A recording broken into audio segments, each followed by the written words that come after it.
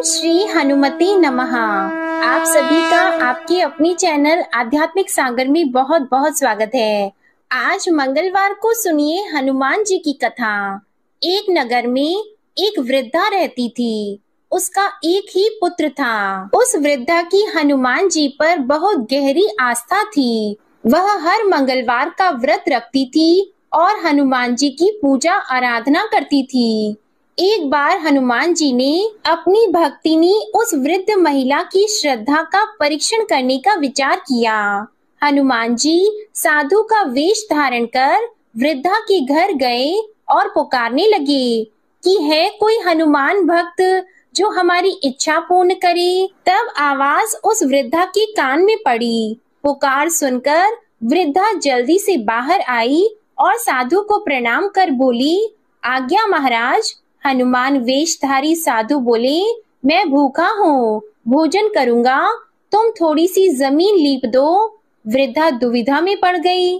अंततः हाथ जोड़कर बोली, महाराज, लीपने और मिट्टी खोदने के अतिरिक्त आप कोई दूसरी आज्ञा दें, मैं अवश्य पूर्ण करूंगी। साधु ने 3 बार प्रतिज्ञा कराने के बाद कहा, तू अपने बेटे को बुला, मैं उसकी पीठ पर आग जलाकर भोजन बनाऊंगा। यह सुनकर वृद्धा घबरा गई, परंतु वह प्रतिज्ञाबद्ध थी। उसने अपने पुत्र को बुलाकर साधु को सौंप दिया।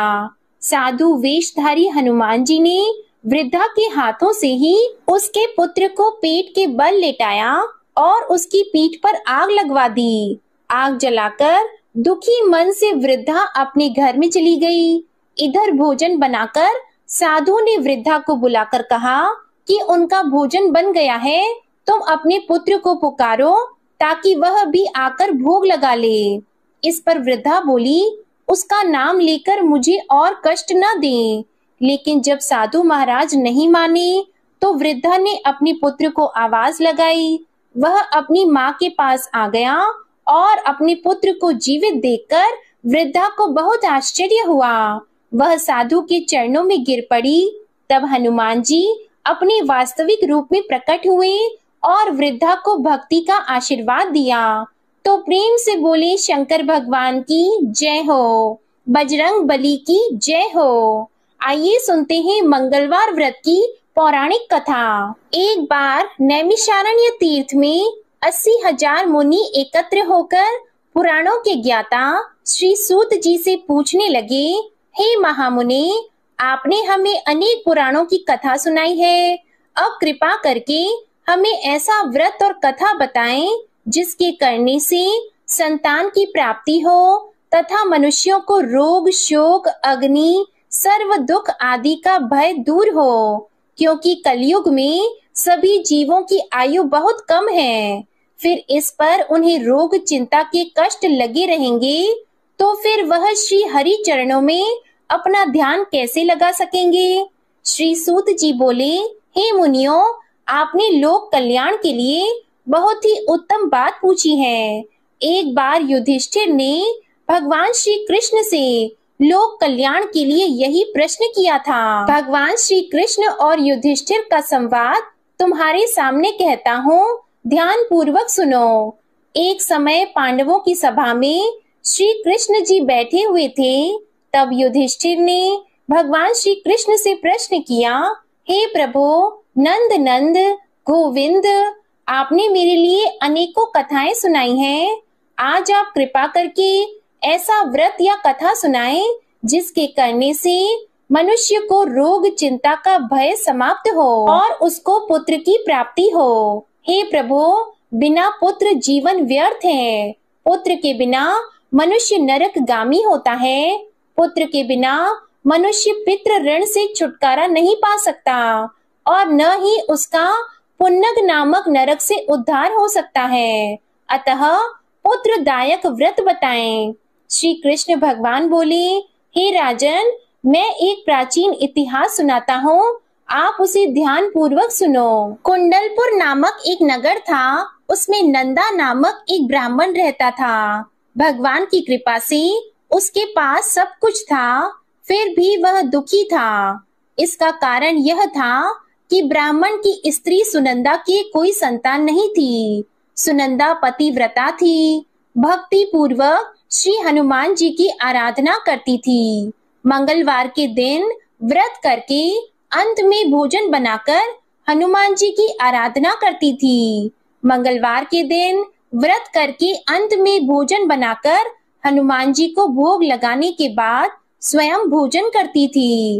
एक बार मंगलवार के दिन ब्राह्मणी गृह कार्य की अधिकता के कारण हनुमान जी को भोग नहीं लगा सकी, तो इस पर उसे बहुत ही दुख हुआ।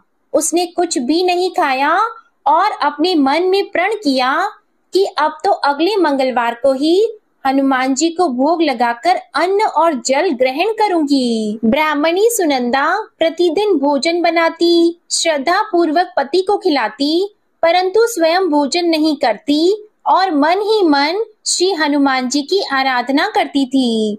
इसी प्रकार 6 दिन गुजर गए और ब्राह्मणी सुनंदा अपने निश्चय के अनुसार भूखी प्यासी निराहार रही। अगले मंगलवार को ब्राह्मणी सुनंदा प्रातः काल ही बेहोश होकर गिर पड़ी। ब्राह्मणी सुनंदा की इस असीम भक्ति के प्रभाव से श्री हनुमान जी बहुत प्रसन्न हुए और प्रकट होकर बोले, सुनंदा, मैं तेरी भक्ति से बहुत प्रसन्न हूँ, तू उठ और वर मांग। सुनंदा अपने आराध्य देव श्री हनुमान जी को देखकर आनंद की अधिकता से विह्वल होकर श्री हनुमान जी के चरणों में गिरकर बोली, हे प्रभु, मेरी कोई संतान नहीं है, कृपा करके पुत्र और कन्या प्रदान करें, आपकी अति कृपा होगी। श्री महावीर जी बोले, तेरी इच्छा पूर्ण होगी, तेरे एक कन्या पैदा होगी, उसके अष्टांग प्रतिदिन सोना दिया करेंगे। इस प्रकार कहकर श्री महावीर जी अंतर्ध्यान हो गए।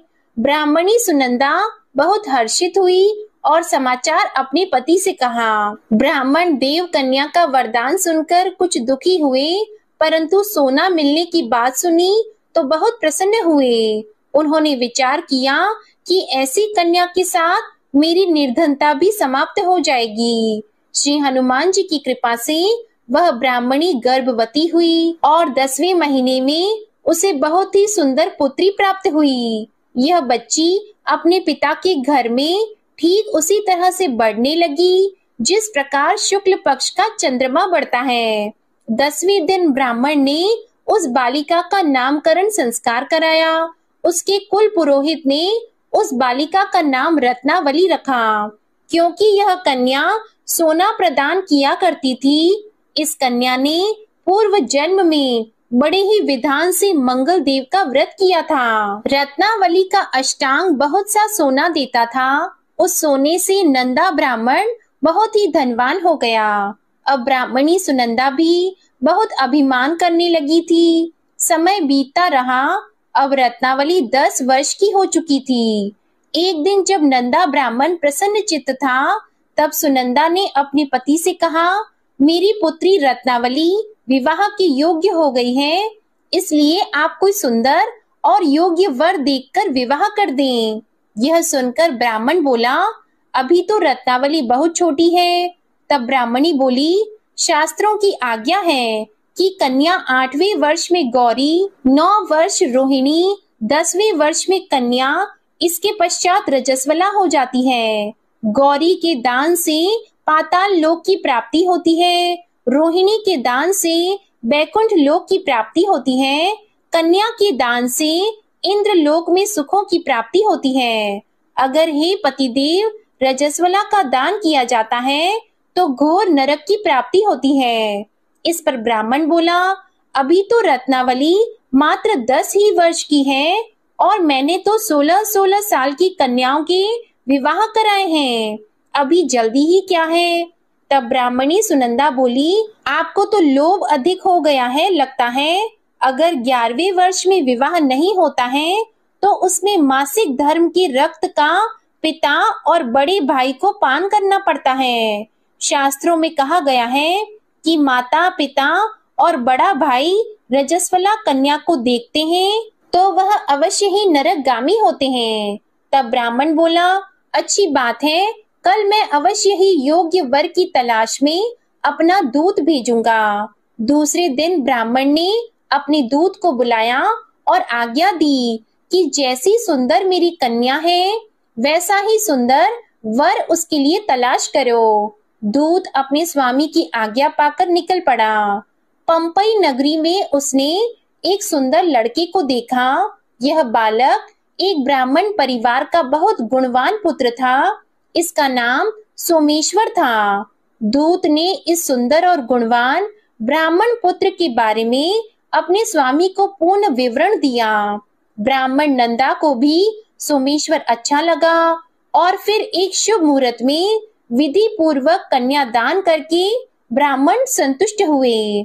परंतु ब्राह्मण के मन में तो लोभ समाया हुआ था। उसने कन्यादान तो कर दिया था, पर वह बहुत ही खिन्न था। उसने विचार किया कि रत्नावली तो अब चली जाएगी और मुझे इससे जो सोना मिलता था वह अब मिलेगा नहीं। मेरे पास जो धन था कुछ तो इसके विवाह में खर्च हो गया और जो शेष बचा है वह भी कुछ दिनों के बाद समाप्त हो जाएगा। मैंने तो इसका विवाह करके बहुत बड़ी भूल कर दी है। अब कोई ऐसा उपाय हो कि रत्नावली मेरे घर में ही बनी रहे, अपनी ससुराल न जाए। लोभ रूपी राक्षस ब्राह्मण के मस्तिष्क पर छाता जा रहा था। रात भर अपनी शैया पर बेचैनी से करवटें बदलते बदलते उसने एक बहुत ही क्रूर निर्णय लिया। उसने विचार किया कि जब रत्नावली को उसका पति सोमेश्वर अपने घर के लिए जाएगा तो वह मार्ग में छिपकर सोमेश्वर का वध कर देगा और अपनी लड़की को अपने घर ले आएगा, जिससे नियमित रूप से उसे सोना भी मिलता रहेगा और समाज का कोई मनुष्य उसे दोष भी नहीं दे सकेगा। जब अगले दिन सुबह हुई तो नंदा और सुनंदा ने अपने जमाई तथा लड़की को बहुत सारा धन देकर विदा किया। सोमेश्वर अपनी पत्नी रत्नावली को लेकर ससुराल से अपने घर की तरफ चल दिया। ब्राह्मण नंदा महालोभ के वशीभूत होकर अपनी मति खो चुका था। पाप पुण्य का उसे विचार नहीं रहा था। अपने भयानक और क्रूर निर्णय को कार्य रूप देने के लिए उसने अपने दूत को मार्ग में अपनी जमाई का वध कराने के लिए भेज दिया था, ताकि रत्नावली से प्राप्त होने वाला सोना उसे हमेशा मिलता रहे और वो कभी निर्धन न हो। ब्राह्मण के दूत ने अपने स्वामी की आज्ञा का पालन करते हुए उसके जमाई सोमेश्वर का मार्ग में ही वध कर दिया। समाचार प्राप्त कर ब्राह्मण नंदा मार्ग में पहुंचा और रोती हुई अपनी पुत्री रत्नावली से बोला, हे पुत्री, मार्ग में लुटेरों ने पति का वध कर दिया है। भगवान की इच्छा के आगे किसी का वश नहीं चलता है। अब तू घर चल, वहां पर ही रहकर शेष जीवन व्यतीत करना। जो भाग्य में लिखा है वही होगा। अपने पति की अकाल मृत्यु से रत्नावली बहुत दुखी हुई। करुण क्रंदन और रुदन करती हुई अपने पिता से बोली, हे पिताजी, इस संसार में जिस स्त्री का पति नहीं है उसका जीना व्यर्थ है। मैं अपने पति के साथ ही अपने शरीर को जला दूंगी और सती होकर अपने इस जन्म को, माता पिता के नाम को तथा सास ससुर के यश को सार्थक करूंगी। ब्राह्मण नंदा अपनी पुत्री रत्नावली के वचनों को सुनकर बहुत दुखी हुआ। विचार करने लगा कि मैंने व्यर्थ ही जमाई वध का पाप अपने सिर लिया है। रत्नावली तो उसके पीछे अपने प्राण तक देने को तैयार है। मेरा तो दोनों तरफ से मरण हो गया। धन तो अब मिलेगा नहीं। जमाई वध के पाप के फलस्वरूप यम यातना भुगतनी पड़ेगी। यह सोचकर वह बहुत ही दुखी हुआ। सोमेश्वर की चिता बनाई गई। रत्नावली सती होने की इच्छा से अपने पति का सिर अपनी गोद में रखकर चिता में बैठ गई। जैसे ही सोमेश्वर की चिता को अग्नि लगाई गई, वैसे ही प्रसन्न होकर मंगल देव वहां प्रकट हुए और बोले, हे रत्नावली, मैं तेरी पति भक्ति से बहुत प्रसन्न हूँ, तू वर मांग। तब रत्नावली ने अपने पति का जीवन दान मांगा। मंगल देव बोले, रत्नावली, तेरा पति अजर अमर है, यह महाविद्वान भी होगा और इसके अलावा तेरी जो इच्छा हो वह वर मांग। तब रत्नावली बोली, हे ग्रहों के स्वामी, यदि आप मुझ पर प्रसन्न हैं तो मुझे यह वरदान दीजिए कि जो भी मनुष्य मंगलवार के दिन प्रातः काल लाल पुष्प लाल चंदन से पूजा करके आपका स्मरण करेगा, उसको रोग व्याधि नहीं होगी, स्वजनों से कभी वियोग नहीं होगा, सर्प अग्नि तथा शत्रुओं का भय नहीं रहेगा। और जो स्त्री मंगलवार का व्रत करेगी वह कभी विधवा नहीं होगी। मंगल देव ने तथास्तु कहकर अंतर ध्यान हो गए। सोमेश्वर मंगल देव की कृपा से जीवित हो उठा। रत्नावली अपने पति को पुनः प्राप्त कर बहुत प्रसन्न हुई और मंगल देव का व्रत प्रत्येक मंगलवार को करके व्रतराज और मंगल देव की कृपा से इस लोक में सुख ऐश्वर्य को भोगते हुए अंत में अपने पति के साथ स्वर्ग लोक को गई। प्रेम से बोलिए जय श्री हनुमान। आइए अब सुनते हैं श्री राम नाम की महिमा। लंकापति रावण के वध के बाद जब अयोध्यापति प्रभु श्री राम की कीर्ति दूर दूर तक फैल रही थी और वह मर्यादा पुरुषोत्तम कहलाने लगे थे, तब एक दिन महादेव शिव की इच्छा भी मर्यादा पुरुषोत्तम श्री राम से मिलने की हुई। पार्वती जी को संग लेकर महादेव जी कैलाश पर्वत से उतरकर अयोध्या नगरी के रास्ते पर चल पड़े। भगवान शिव और माँ पार्वती को अयोध्या आया देखकर राम जी बहुत खुश हुए। माता जानकी ने उनका उचित आदर सत्कार किया और स्वयं भोजन बनाने के लिए रसोई में चली गई। इस बीच भगवान शिव ने श्री राम जी से पूछा, आपके सेवक हनुमान जी दिखाई नहीं दे रहे हैं।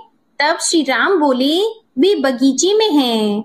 शिव जी ने श्री राम जी से बगीचे में जाने की अनुमति मांगी और पार्वती जी का हाथ थामकर बगीचे में आ गए। बगीचे की खूबसूरती देखकर उनका मन मोहित हो गया।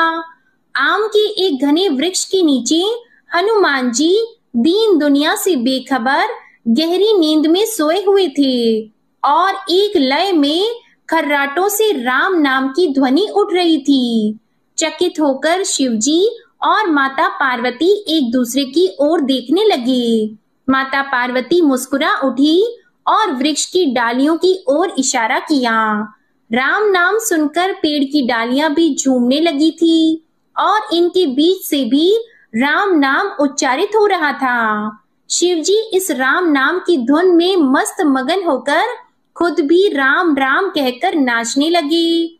माता पार्वती जी ने भी अपने पति का अनुसरण किया और अपने कोमल पैर थिरकाने लगी। शिवजी और माता पार्वती जी के नृत्य से ऐसी झनकार उठी कि स्वर्ग लोक के देवता गण भी आकर्षित होकर बगीचे में आ गए और राम नाम की धुन में सभी मस्त हो गए। माता जानकी भोजन तैयार करके प्रतीक्षा कर रही थी, परंतु संध्या घिरने पर भी अतिथि नहीं पधारे। तब अपने देवर लक्ष्मण जी को बगीचे में भेजा। लक्ष्मण जी तो स्वयं को श्री राम का सेवक ही मानते थे, इसलिए बगीचे में आकर जब उन्होंने धरती पर स्वर्ग का नजारा देखा तो स्वयं भी राम नाम की धुन में झूम उठे। महल में माता जानकी जी परेशान हो रही थी कि अभी तक भोजन ग्रहण करने कोई भी क्यों नहीं आया। उन्होंने श्री राम जी से कहा, भोजन ठंडा हो रहा है, चलिए हम ही जाकर बगीचे में से सभी को ले आएं। तब जब राम जी बगीचे में गए तो वहां राम नाम की धूम मची हुई थी। हनुमान जी गहरी नींद में सोए हुए थे और उनके खर्राटों से अभी तक राम नाम ही निकल रहा था। श्री राम भाव विह्वल हो उठे। राम जी ने हनुमान जी को नींद से जगाया और प्रेम से उनकी तरफ निहारने लगे। हनुमान जी प्रभु को आया देखकर शीघ्रता से उठकर खड़े हो गए। नृत्य की सभा भंग हो गई। शिव जी खुले कंठ से हनुमान जी की राम भक्ति की सराहना करने लगे। हनुमान जी सकुचाए लेकिन मन ही मन खुश हो रहे थे। श्री सिया राम ने भोजन करने का आग्रह भगवान शिव जी से किया। सभी लोग महल में भोजन करने के लिए चल पड़े। माता जानकी जी भोजन परोसने लगी। हनुमान जी को भी श्री राम जी ने पंक्ति में बैठने का आदेश दिया। हनुमान जी बैठ तो गए, परंतु आदत ऐसी थी कि राम जी के भोजन परोसने के उपरांत ही सभी लोग भोजन करते थे। आज श्री राम के आदेश से पहले भोजन करना पड़ रहा था। माता जानकी हनुमान जी को भोजन परोसती जा रही थी, परंतु हनुमान जी का पेट ही नहीं भर रहा था। सीता जी कुछ समय तक तो उन्हें भोजन परोसती रही, फिर समझ गई कि इस तरह से तो हनुमान जी का पेट नहीं भरेगा। उन्होंने तुलसी के एक पत्ते पर राम नाम लिखा और भोजन के साथ हनुमान जी को परोस दिया। तुलसी पत्र खाते ही हनुमान जी को संतुष्टि मिली और वह भोजन खाकर उठकर खड़े हो गए। भगवान शिव शंकर ने प्रसन्न होकर हनुमान जी को आशीर्वाद दिया कि आपकी राम भक्ति युगों युगों तक याद की जाएगी और आप संकट मोचन के नाम से जाने जाएंगे। आइए अब सुनते हैं राम नाम की महिमा की दूसरी कहानी। महादेव जी को एक बार बिना कारण के किसी को प्रणाम करते देखकर पार्वती जी ने पूछा, आप किसको प्रणाम करते रहते हैं? तब शिव जी ने अपनी धर्म पत्नी पार्वती जी से कहा कि हे देवी, जो व्यक्ति एक बार राम कहता है उसे मैं 3 बार प्रणाम करता हूँ। पार्वती जी ने एक बार शिव जी से पूछा, आप शमशान में क्यों जाते हैं और ये चिता की भस्म शरीर पर क्यों लगाते हैं? उसी समय शिव जी पार्वती जी को शमशान ले गए। वहां एक शव अंतिम संस्कार के लिए लाया गया। लोग राम नाम सत्य है कहते हुए शव को ला रहे थे। शिव जी ने कहा कि देखो पार्वती, इस शमशान की ओर जब लोग आते हैं तो राम नाम का स्मरण करते हुए आते हैं और इस शव के निमित्त से कई लोगों के मुख से मेरा अति प्रिय दिव्य राम नाम निकलता है। उसी को सुनने मैं शमशान में आता हूँ और इतने लोगों के मुख से राम नाम का जप करवाने में निमित्त बनने वाले इस शव का मैं सम्मान करता हूँ, प्रणाम करता हूँ और अग्नि में जलने के बाद उसकी भस्म को अपने शरीर पर लगा लेता हूँ। राम नाम बुलवाने वाले के प्रति मुझे इतना प्रेम है। एक बार शिव जी कैलाश पर पहुंचे और पार्वती जी से भोजन मांगा। तब पार्वती जी विष्णु सहस्त्र नाम का पाठ कर रही थी। पार्वती जी ने कहा, अभी पाठ पूरा नहीं हुआ है, कृपया थोड़ी देर प्रतीक्षा कीजिए। तब शिव जी ने कहा कि इसमें तो समय और श्रम दोनों लगेंगे। संत लोग जिस तरह से सहस्त्र नाम को छोटा कर लेते हैं और नित्य जपते हैं, वैसा उपाय कर लो। तो पार्वती जी ने पूछा कि वो उपाय कैसे करते हैं, मैं सुनना चाहती हूँ। तो शिव जी ने बताया, केवल एक बार राम कह लो, तुम्हें सहस्त्र नाम भगवान के 1000 नाम लेने का फल मिल जाएगा। एक राम नाम 1000 दिव्य नामों के समान है। तब पार्वती जी ने वैसा ही किया। भगवान बोले, श्री राम राम रामेति रमे रामे मनोरमे सहस्त्र नाम तततुल्यम राम नाम वरानने।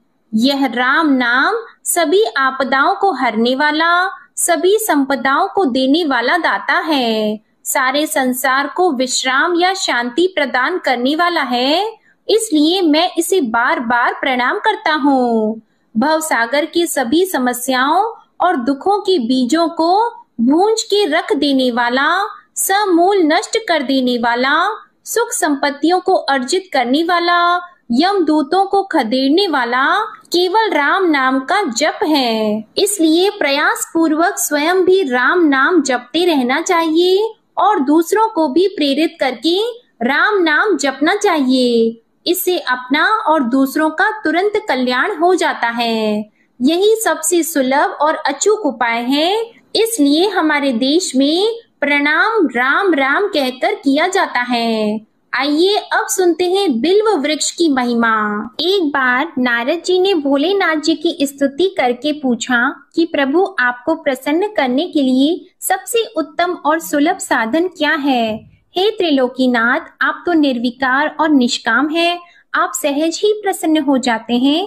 फिर भी मेरे जानने की इच्छा है कि आपको क्या प्रिय है, तब शिव जी बोले, नारद जी, वैसे तो मुझे भक्त के भाव सबसे प्रिय हैं, फिर भी आपने पूछा है तो मैं बताता हूँ। मुझे जल के साथ साथ बिल्व पत्र बहुत प्रिय हैं। जो अखंड बिल्व पत्र मुझे श्रद्धा से अर्पित करते हैं, मैं उन्हें अपने लोक में स्थान देता हूँ। नारद जी भगवान शंकर और माता पार्वती की वंदना करके अपने लोक को चले गए। उनके जाने के पश्चात पार्वती जी ने शिव जी से पूछा कि हे प्रभु, मेरी ये जानने की बड़ी तीव्र इच्छा हो रही है कि आपको बेल पत्र इतने प्रिय क्यों हैं? कृपा करके मेरी जिज्ञासा को शांत कीजिए। तब शिव जी बोले, हे शिवे, बिल्व के पत्ते मेरी जटा के समान हैं। उसका त्रिपत्र यानी 3 पत्ते ऋग्वेद, यजुर्वेद और सामवेद हैं। शाखाएं समस्त शास्त्र का स्वरूप है। बिल्व वृक्ष को आप पृथ्वी का कल्प वृक्ष समझें, जो ब्रह्मा, विष्णु और शिव स्वरूप है। हे पार्वती, स्वयं महालक्ष्मी जी ने शैल पर्वत पर बिल्व वृक्ष रूप में जन्म लिया था। इस कारण भी बेल का वृक्ष मेरे लिए अति प्रिय है। महालक्ष्मी जी ने बिल्व का रूप धरा, ये सुनकर पार्वती जी कौतूहल में पड़ गईं और पार्वती जी कौतूहल से उपजी जिज्ञासा को रोक न पाईं। उन्होंने पूछा, देवी लक्ष्मी ने आखिर बिल्व वृक्ष का रूप क्यों लिया? आप ये कथा विस्तार से कहें। तब भोलेनाथ ने देवी पार्वती जी को कथा सुनाना आरंभ किया। हे देवी, सतयुग में ज्योति रूप में मेरे अंश का रामेश्वर लिंग था। ब्रह्मा आदि देवों ने उसका विधिवत पूजन अर्चन किया था। इसका परिणाम ये हुआ कि मेरे अनुग्रह से वाणी देवी सबकी प्रिय हो गई। वे भगवान विष्णु को सतत प्रिय हो गई। मेरे प्रभाव से भगवान केशव के मन में वाग देवी के लिए जितनी प्रीति उत्पन्न हुई, वह स्वयं लक्ष्मी जी को नहीं भाई। लक्ष्मी देवी का श्री हरि के प्रति मन में कुछ दुराव पैदा हो गया। वह चिंतित और रुष्ट होकर चुपचाप परम उत्तम श्री शैल पर्वत पर चली गईं। वहां उन्होंने तप करने का निश्चय किया और उत्तम स्थान का चयन करने लगी। महालक्ष्मी ने उत्तम स्थान का निश्चय करके मेरे लिंग विग्रह की उग्र तपस्या प्रारंभ की। उनकी तपस्या कठोरतम होती जा रही थी। हे परमेश्वरी, कुछ समय के बाद महालक्ष्मी जी ने मेरे लिंग विग्रह से थोड़ा ऊर्ध्व में एक वृक्ष का रूप धारण कर लिया। अपने पत्तों और पुष्प द्वारा निरंतर मेरा पूजन करने लगी। इस तरह महालक्ष्मी जी ने लाखों वर्षों तक घोर आराधना की। अंततः उन्हें मेरा अनुग्रह प्राप्त हुआ। मैं वहां प्रकट हुआ और देवी से इस घोर तप की आकांक्षा पूछकर वर देने को तैयार हुआ। महालक्ष्मी जी ने मांगा कि श्री हरि के हृदय में मेरे भाव से वाग देवी के लिए जो स्नेह हुआ है वह समाप्त हो जाए। तब शिव जी बोले, मैंने महालक्ष्मी जी को समझाया, श्री हरि के हृदय में आपके अतिरिक्त किसी और के लिए कोई प्रेम नहीं है। वाग देवी के प्रति उनका प्रेम नहीं अपितु श्रद्धा है। यह सुनकर लक्ष्मी जी प्रसन्न हो गईं और पुनः श्री विष्णु के हृदय में स्थित होकर निरंतर उनके साथ विहार करने लगी। हे पार्वती, महालक्ष्मी के हृदय का एक बड़ा विकार इस प्रकार दूर हो गया। इस कारण हरिप्रिया उसी वृक्ष रूप में सर्वदा अतिशय भक्ति से भरकर यत्न पूर्वक मेरी पूजा करने लगी। हे पार्वती, इसी कारण विश्व का वृक्ष, उसके पत्ते, फल, फूल आदि मुझे बहुत प्रिय हैं। मैं निर्जन स्थान में बिल्व वृक्ष का आश्रय लेकर रहता हूँ। बेल वृक्ष को सदा सर्व तीर्थ में एवं सर्व देवमय मानना चाहिए। बिल्व पत्र, बिल्व फूल, बिल्व वृक्ष अथवा बिल्व काष्ठ के चंदन से जो मेरा पूजन करता है वह भक्त मेरा अति प्रिय है। बिल्व वृक्ष को शिव के समान ही समझो। वह मेरा शरीर है जो बिल्व पर चंदन से मेरा नाम अंकित करके मुझे अर्पण करता है। मैं उसे सभी पापों से मुक्त करके अपने लोक में स्थान देता हूँ। हे देवी, उस व्यक्ति को स्वयं लक्ष्मी जी भी नमस्कार करती है जो मेरा पूजन करते हैं। जो बिल्व मूल में प्राण छोड़ता है उसको रुद्र देह प्राप्त होता है और ऐसे मनुष्य पर सदैव ही माता लक्ष्मी की कृपा रहती है और साथ ही साथ भगवान नारायण की कृपा भी उन पर सदैव बनी रहती है। प्रेम से बोलिए भगवान शिव और माता पार्वती की जय। आइए अब सुनते हैं मंगलवार को सुनी जाने वाली मंगला गौरी माता की पौराणिक कथा। कुरु देश में श्रुत कीर्ति नामक एक विद्वान, कीर्तिशाली, शत्रुओं का नाश करने वाला, 64 कलाओं का ज्ञाता, तथा धनुर्विद्या में कुशल राजा हुआ था। पुत्र के अलावा अन्य सभी शुभ चीजें उस राजा के पास थी, इसलिए वह राजा संतान के विषय में अत्यंत चिंतित हुआ और जब ध्यान पूर्वक देवी की आराधना करने लगा तब उसकी कठोर तपस्या से देवी प्रसन्न हो गई और उससे यह वचन बोली कि हे सुव्रत वर मांगो। तब श्रुतकीर्ति बोला, हे देवी, यदि आप मुझ पर प्रसन्न हो तो मुझे सुंदर पुत्र दीजिए। हे देवी, आपकी कृपा से अन्य किसी भी वस्तु का अभाव नहीं है। तब उसका यह वचन सुनकर पवित्र मुस्कान वाली देवी ने कहा, राजन, तुमने अत्यंत दुर्लभ वर मांगा है, फिर भी कृपावश मैं तुम्हें अवश्य दूंगी। किंतु हे राजन, सुनिए, यदि परम गुण पुत्र चाहते हो तो वह केवल 16 वर्ष तक जीवित रहेगा, और यदि रूप तथा विद्या से पुत्र चाहते हो तो दीर्घ जीवी होगा। देवी का यह वचन सुनकर राजा चिंतित हो उठा और पुनः अपनी पत्नी से परामर्श करके उसने गुणवान तथा सभी शुभ लक्षणों से संपन्न 16 वर्ष की आयु वाला पुत्र मांगा। तब देवी ने भक्ति संपन्न राजा से कहा, हे नृपनंदन, मेरे मंदिर के द्वार पर आम का वृक्ष है, उसका एक फल लाकर मेरी आज्ञा से अपनी पत्नी को उसे भक्षण हेतु प्रदान करो, जिससे वह शीघ्र ही गर्भ धारण करेगी, इसमें संदेह नहीं है। प्रसन्न होकर राजा ने वैसा ही किया और उसकी पत्नी ने गर्भ धारण कर लिया। 10वें महीने में उसने देवतुल्य सुंदर पुत्र को जन्म दिया। तब हर्ष तथा शोक से युक्त राजा ने बालक का जात कर्म आदि संस्कार किया और शिव का स्मरण करते हुए उसका नाम चिरायु रखा। इसके बाद पुत्र के 16 वर्ष के होने पर पत्नी सहित राजा चिंता में पड़ गए और वे विचार करने लगी कि यह पुत्र बड़े कष्ट से प्राप्त हुआ है और मैं इसकी दुखद मृत्यु अपने ही सामने कैसे देख सकूंगा। ऐसा विचार करके राजा ने पुत्र को उसके मामा के साथ काशी भेज दिया। प्रस्थान के समय राजा की पत्नी ने अपने भाई से कहा कि आप मेरे पुत्र को काशी ले जाइए। मैंने भगवान मृत्युंजय से पूर्व में पुत्र के लिए प्रार्थना की थी और कहा था कि हे विश्वेश, आप जगतपति की यात्रा के लिए मैं उस पुत्र को अवश्य भेजूंगी। अतः आप मेरे पुत्र को आज ही ले जाइए और सावधानी पूर्वक इसकी रक्षा कीजिएगा। अपनी बहन की यह बात सुनकर भांजे के साथ वह चल पड़ा। कई दिनों तक चलते चलते वह आनंद नामक नगर में पहुंचा। वहां सभी प्रकार की समृद्धियों से संपन्न वीरसेन नाम वाला राजा रहता था। उस राजा की एक सर्व लक्षण संपन्न युवावस्था प्राप्त मनोहर और रूप लावण्यमयी मंगला गौरी नामक कन्या थी। उत्तम सौंदर्य अभिवृद्धि को प्राप्त वह कन्या किसी समय सखियों के साथ नगर के उपवन में क्रीड़ा करने के लिए गई हुई थी। उसी समय वह चिरायु तथा उसका मामा वे दोनों भी वहां पहुंच गए और उन कन्याओं को देखने की लालसा से वहीं विश्राम करने लगे। इसी बीच विनोद पूर्वक क्रीड़ा करती हुई उन कन्याओं में से किसी एक ने कुपित होकर राजकुमारी को राणा यह कुवचन कह दिया। तब उस अशुभ वचन को सुनकर राजकुमारी ने कहा कि तुम अनुचित बातें क्यों बोल रही हो? मेरे कुल में तो इस प्रकार की कोई नहीं है। मंगला गौरी की कृपा से तथा उनके व्रत के प्रभाव से विवाह के समय जिसके सर पर मेरे हाथ से अक्षत पड़ेंगे, हे सखी, वह यदि अल्प आयु वाला भी होगा तो भी चिरंजीवी हो जाएगा। इसके बाद वे सभी कन्याएं अपने अपने घर चली गईं। उसी दिन राजकुमारी का विवाह था। बालिक देश के दृढ़ धर्मा नामक राजा के सुकेत नाम वाले पुत्र के साथ उसका विवाह निश्चित किया गया था। वह सुकेत विद्याहीन, कुरूप तथा बहरा था। तब सुकेत के साथ आए हुए उन लोगों ने विचार किया कि इस समय कोई दूसरा श्रेष्ठ वर ले जाना चाहिए और विवाह संपन्न हो जाने के बाद वहां सुकेत पहुंच जाए। तो उन लोगों ने चिरायु के मामा के पास जाकर याचना की कि आप इस बालक को हमें दे दीजिए, जिससे हमारा कार्य सिद्ध हो जाए।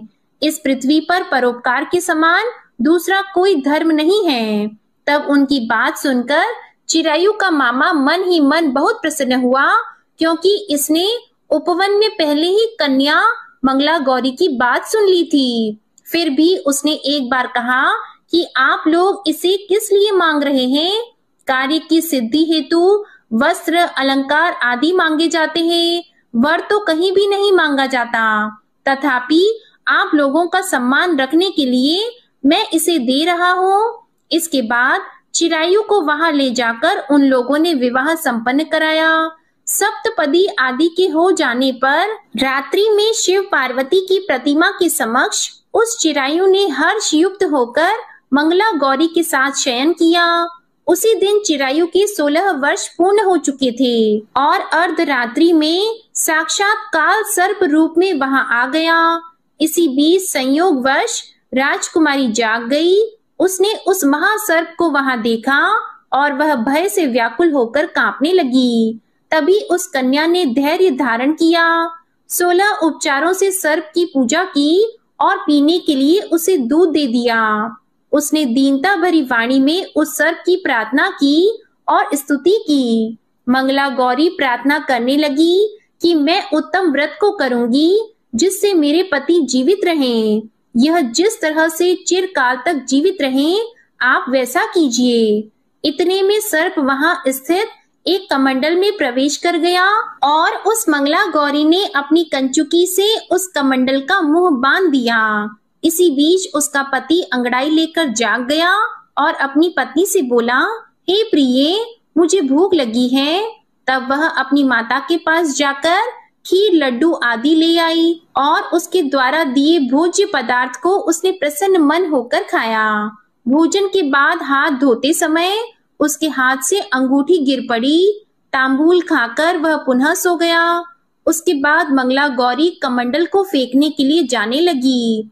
विधि की कैसी गति है कि उस कमंडल में से बाहर की ओर जगमग करती हुई हार कांति को देखकर वह आश्चर्यचकित हो गई। घट में स्थित उस हार को उसने अपने कंठ में धारण कर लिया। इसके बाद कुछ रात शेष रहते ही चिरायु का मामा आकर उसे ले गया। इसके बाद वर पक्ष के लोग सुकेत को वहां ले आए।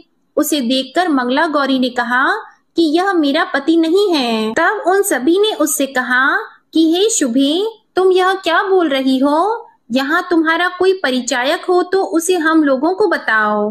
मंगला गौरी बोली, जिसने रात में 9 रत्नों से बनी अंगूठी दी है, उसकी अंगुली में इसे डालकर परिचायक निशानी देख ले।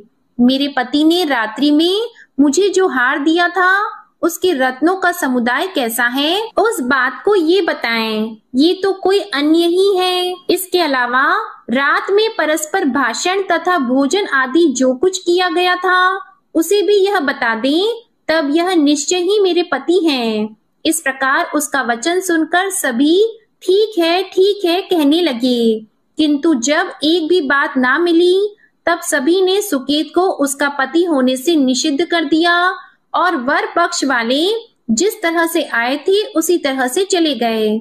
उसके बाद अपने वंश को बढ़ाने वाली महान यश से संपन्न तथा परम मनस्वी मंगला गौरी के पिता ने अन्न पान आदि का सत्र चलाया।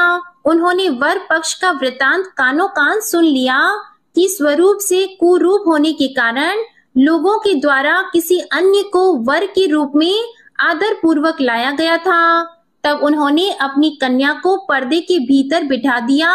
उसके बाद 1 वर्ष बीतने पर यात्रा करके चिरायु अपने मामा के साथ यह देखने आया कि विवाह के बाद वहाँ क्या हुआ। तब भीतर से उसे देखकर वह मंगला गौरी अत्यंत प्रसन्न हुई और माता पिता से बोली कि मेरे पति आ गए हैं। तब राजा ने अपने स्वजनों को बुलाकर पूर्व में कहे गए सभी परिचायकों को निशानी को देकर मंद मुस्कान वाली अपनी कन्या चिरायु को सौंप दी। राजा ने शिष्ट जनों को साथ लेकर विवाह का उत्सव कराया। इसके बाद राजा वीरसेन ने वस्त्र आभूषण आदि, सेना, घोड़े, रथ और अन्य भी बहुत सी सामग्रियां देकर उन्हें विदा किया। उसके बाद कुल को आनंदित करने वाला वह चिरायु पत्नी तथा मामा को साथ लेकर सेना के साथ अपने नगर पहुंचा। लोगों के मुख से उसे आया हुआ सुनकर उसके माता पिता को विश्वास नहीं हुआ। उन्होंने सोचा कि प्रारब्ध अन्यथा कैसे हो सकता है। इतने में वह अपने माता पिता के पास आ गया और स्नेह से परिपूर्ण वह चिरायु भक्ति पूर्वक उनके चरणों में गिर पड़ा। तब अपने पुत्र का मस्तक सूंघकर उन दोनों ने परम आनंद प्राप्त किया। पुत्र वधू मंगला गौरी ने भी सास ससुर को प्रणाम किया। तब सास उसे अपनी गोद में बिठाकर सारा वृतांत शीघ्रता पूर्वक पूछने लगी। हे महामुनि, तब पुत्र वधू ने भी मंगला गौरी के उत्तम व्रत महात्म्य तथा जो कुछ घटित हुआ था वह सब वृतांत बताया।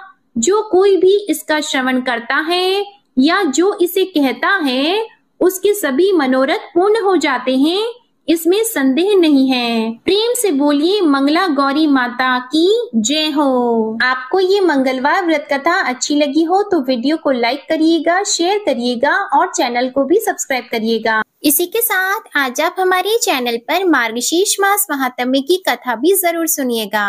प्रेम से बोलिए जय श्री राम, जय हनुमान।